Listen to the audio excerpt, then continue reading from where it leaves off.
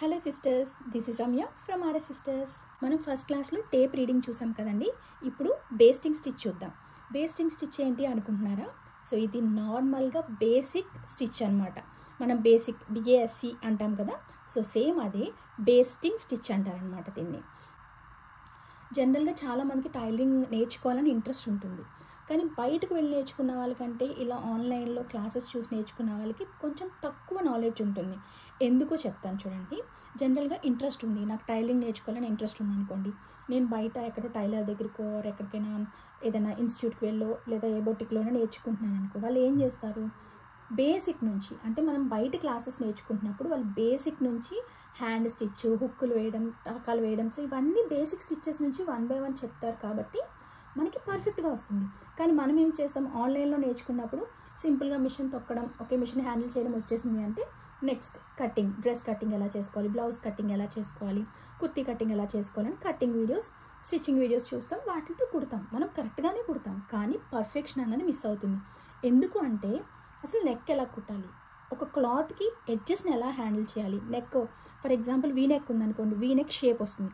ఈ షేప్ వచ్చినప్పుడు మనం నీడిల్ని ఎలా తిప్పాలి, క్లాత్ని ఎలా రొటేట్ చేసుకోవాలి, క్లాత్ని ఎలా హ్యాండిల్ చేయాలి, మినిమం ఈ నాలెడ్జ్ లేకుండా మనం ఎక్కడైనా బయట క్లాసెస్ చూసినప్పుడు లేదా వీడియోస్ చూసినప్పుడు అక్కడున్న cutting and stitching methods follow అయితే మనకి కంప్లీట్గా నాలెడ్జ్ అయితే రాదండి. సో అందుకోసమనే మేము మళ్ళీ యాక్చువల్గా ముందు టైలరింగ్ క్లాస్ స్టార్ట్ చేసాం, మళ్ళీ ఫస్ట్ నుంచి స్టార్ట్ చేయడానికి కూడా రీజన్ అదే. సో అలాంటి వాళ్ళకి కూడా మన టైలరింగ్ క్లాసెస్ యూజ్ అవుతాయండి. సో లేట్ చేయకుండా నేనైతే క్లాస్లోకి వెళ్ళిపోతాను. సో ఈరోజు క్లాస్ ఆల్రెడీ నేను చెప్పాను కదండి. ఒక క్లాత్ తీసుకోండి. క్లాత్ ఏ టైప్ అంటే మనం ప్రాక్టీస్ చేస్తుంటాం కదా స్టిచ్చెస్ అవన్నీ.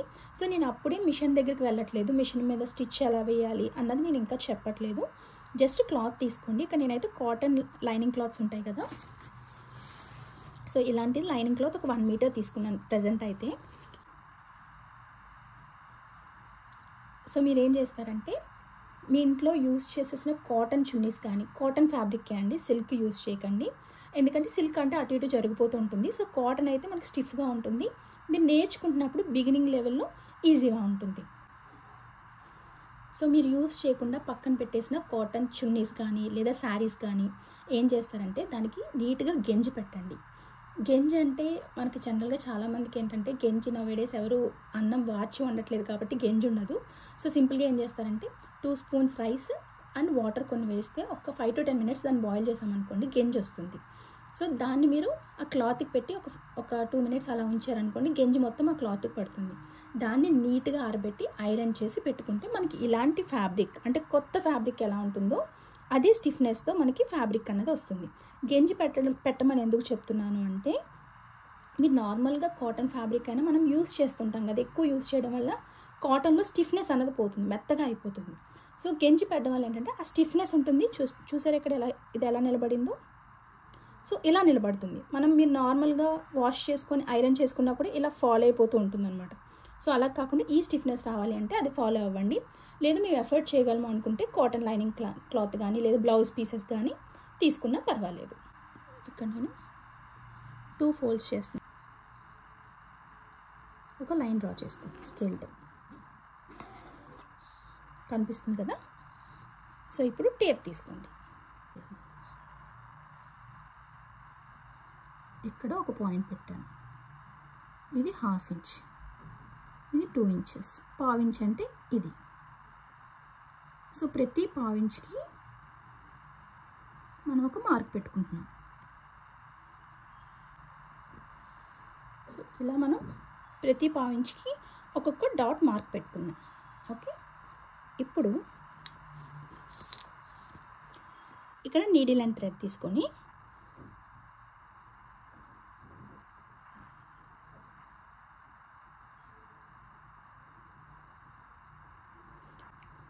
ఈ నీడిల్ అండ్ థ్రెడ్ అది మనకి ఏ కిరాణా షాప్లో అయినా కూడా దొరుకుతుందండి. సో ఈ థ్రెడ్ నీడిల్, ఈ నీడిల్లో కూడా మనకి డిఫరెంట్ సైజెస్ ఉంటాయి. మీకు పర్వాలేదు మీరు సూదిలో దారం ఎక్కించగలరు అంటే కొంచెం చిన్న సైజ్ నీడిల్ తీసుకోండి, సో దట్ పెద్ద హోల్స్ పడవు. లేదు మేము అంత చిన్న హోల్లో మేము థ్రెడ్ పెట్టలేము అంటే కొంచెం పెద్ద సైజ్ హోల్ ఉన్నదే నీడిల్ తీసుకోండి. సో ఇక్కడైతే నేను చిన్న నీడిలే తీసుకున్నాను. ఇందులో కూడా మనకి డిఫరెంట్ సైజెస్ ఉంటాయి. ఇన్ కేస్ మీకు థ్రెడ్ ఎక్కించడం ఇబ్బంది అవుతుంది అంటే అది ఎక్కించడానికి కూడా మనకు ఒక చిన్న టూల్ ఉంటుంది. అది కమింగ్ క్లాసెస్లో నేను టూల్స్ చెప్పినప్పుడు చెప్తాను. చాలా ఈజీగా టూల్ ఈ హోల్లో పెట్టేసి థ్రెడ్ ఎక్కించుకోవచ్చు అనమాట. సో ప్రజెంట్ అయితే నేను నార్మల్గా దారం ఎక్కించాను. ఇక్కడ మనం ముడి పెట్టడానికి 2 ప్రాసెస్ ఉన్నాయి. అదేంటంటే ఫస్ట్ది ఇలా పట్టుకొని చూడండి, ఇలా అని ఇందులో నుండి ఈ రింగ్లోంచి ఇది బయటికి రావాలి. కనిపిస్తుందా?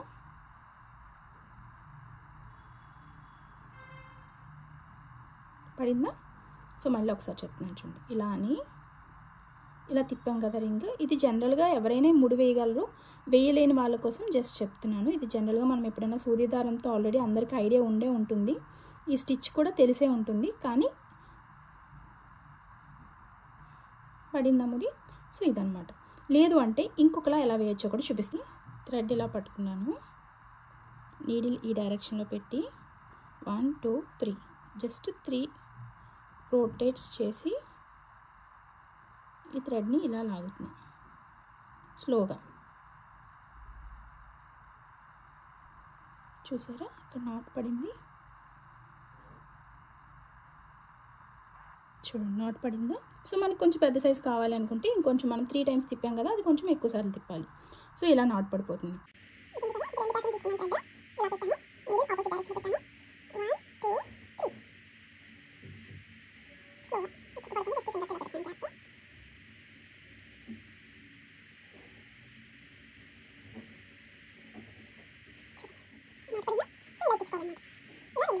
అయితే మనం బేస్టింగ్ స్టిచ్ అంటాం.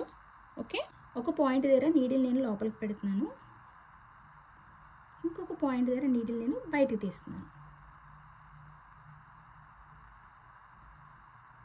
ఇక్కడ నాట్ వేసాం కాబట్టి ఇంక థ్రెడ్ మనం బయటికి రాదు. అగైన్ మళ్ళీ ఈ పాయింట్ వదిలి నెక్స్ట్ పాయింట్ దగ్గర లోపలికి పెడుతున్నాను, మళ్ళీ బయటికి తీస్తున్నాను.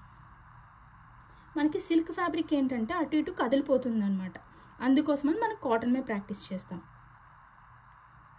అగైన్ మళ్ళీ ఇంకొక పాయింట్. జనరల్గా ఈ స్టిచ్ మనం చాలామంది యూజ్ చేస్తూనే ఉండుంటాం. మళ్ళీ సెపరేట్గా ఇప్పుడు ఎందుకు, ఇది అందరికీ తెలిసిన స్టిచ్చే కదా అనుకుంటున్నారు. దీన్ని యాక్చువల్గా మనం ఏమని పిలుస్తామంటే లూజ్ కుట్టు అంటాం. మనం ఏదైనా చిరిగిపోతే గబగబా ఫాస్ట్గా నీడిల్ థ్రెడ్ పెట్టేసి ఇలా కుట్టేస్తూ ఉంటాం కదా, సేమ్ అదే స్టిచ్ అండి. కాకపోతే ఎందుకు ఇప్పుడు మళ్ళీ ప్రాక్టీస్ చేస్తున్నామంటే చూడండి, ఇప్పుడు పిల్లలకి ఆల్ఫబెట్స్ వచ్చు, అయినా కూడా మనం ఎందుకు కర్సీ హ్యాండ్ రైటింగ్ బుక్స్లో ప్రాక్టీస్ చేపిస్తాం? అది పర్ఫెక్ట్గా రావడం కోసం కదా. ఇదైతే ప్రాక్టీస్ చేయండి. అంటే నాకు వచ్చిన స్టిచ్చే కదా, మళ్ళీ ఎందుకు సెపరేట్గా నేను ప్రాక్టీస్ చేయడం అని అనుకోవద్దు. డెఫినెట్గా అందరూ అయితే ప్రాక్టీస్ చేయండి. ఎందుకంటే 1 by 1 మనం స్టిచ్చెస్ వెళ్తున్నప్పుడు ఇలా ప్రాక్టీస్ చేయడం వల్ల పాయింట్స్తో మీకు కరెక్ట్గా సైజులో, అంటే ఈ స్టిచ్ ఈ గ్యాప్లో ఉండాలి, ఈ స్టిచ్ ఇంత ఈవెన్గా రావాలి. ఇది చూడండి ఎంత ఈవెన్గా వచ్చిందో స్టిచ్. సో ఈ లాస్ట్ పాయింట్కి వచ్చిన తర్వాత ఇలా ఇక్కడ ఒక 2 times ఇలా చేసి ఇక్కడ థ్రెడ్ కట్ చేసేయండి సిజర్తో. ఇప్పుడు చూసారా స్టిచ్, మనం లాస్ట్ వేసిన స్టిచ్ వదిలేస్తే కుట్టు వచ్చిందా. సో ఇది మన ఒరిజినల్ ఫ్రంట్ సైడ్ ఉన్నదన్నమాట. ఇది బ్యాక్ సైడ్, ఇక్కడ నాట్ వచ్చింది, ఇక్కడ లాస్ట్లో ఎడ్జ్ ఉంది కాబట్టి ఇది ఫ్రంట్ సైడ్ అవుతుంది. నెక్స్ట్ ఇందులోనే ఇంకొక స్టిచ్ ఉంటుంది. సో ఈ సెకండ్ స్టిచ్ కోసం, దీనికోసం ఏం చేస్తారంటే ఇక్కడికొకటి, ఇందాక మనం 1/2 ఇంచుకి పెట్టుకున్నాం కదా, ఇప్పుడు 1/2 ఇంచుకి పెడదాము.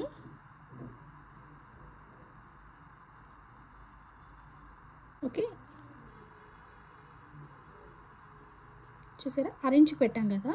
ఇప్పుడు ఏం చేయాలంటే 1/2 ఇంచుకి పెట్టిన తర్వాత జస్ట్ ఒక లైన్ కొంచెం లోపలికి పెట్టుకోవాలి, ఒక లైన్.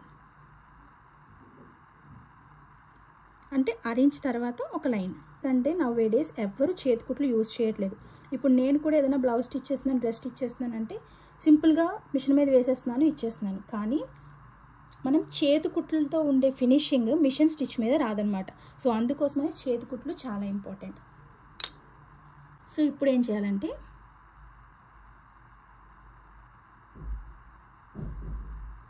చిన్నది వేసాం కదా, మళ్ళీ సేమ్ ఇందాక ఎలా కుట్టామో ఇప్పుడు కూడా అంతే. కాకపోతే ఇందాక మనకి ఇందాక మనకి ఇది కూడా సేమ్ సైజ్ వస్తుంది, కానీ ఇప్పుడు సైజ్ అనేది చేంజ్ అవుతుంది.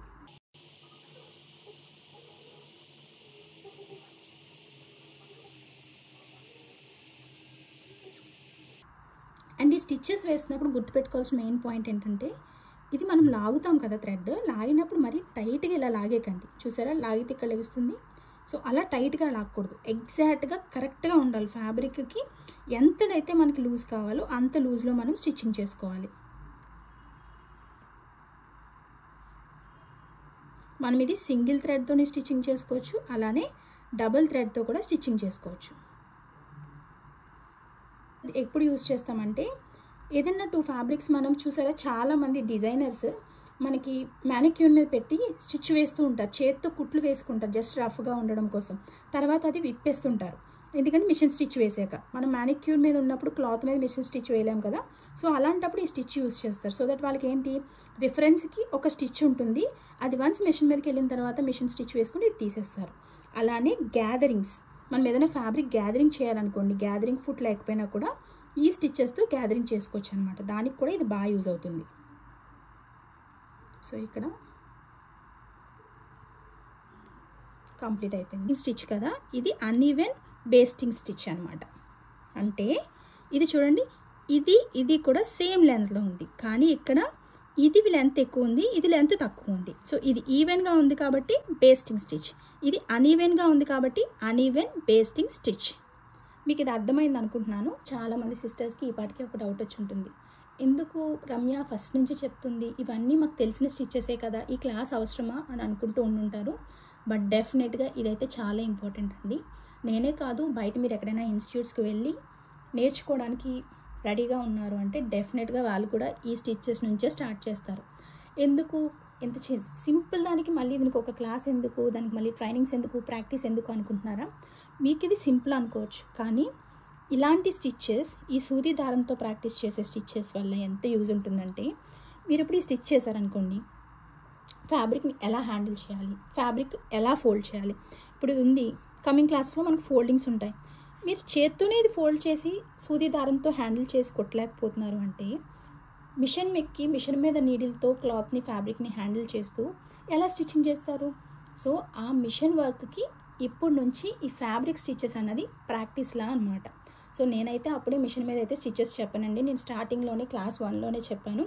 ఇది కంప్లీట్గా జీరో నాలెడ్జ్ ఉన్న వాళ్ళకి, అలానే బిగినర్స్కి అని చెప్పి. మీకు కనుక వీడియో నచ్చినట్టయితే ఒక లైక్ చేయండి, అలాగే మీ ఫ్యామిలీ అండ్ ఫ్రెండ్స్కి షేర్ చేయండి. Thank you for watching.